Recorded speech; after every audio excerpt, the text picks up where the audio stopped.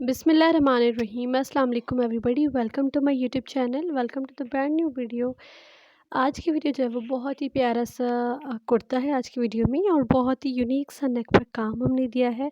इस तरह के दो ड्रेसेस थे same exact, one is white and one is brown. दोनों पर सेम ही काम है। बहुत ही प्यारा सा दोनों भाइयों का हमने बनवाया है। और बड़े भाई का छोटे भाई का कलर भी हम लोग ने सेम ही रखने थे, बट कलर हमने सेम नहीं रखे। कलर्स जो थोड़े चेंज हो गए, लेकिन एम्ब्रॉयडरी सेम थी, डिज़ाइन सेम ही था।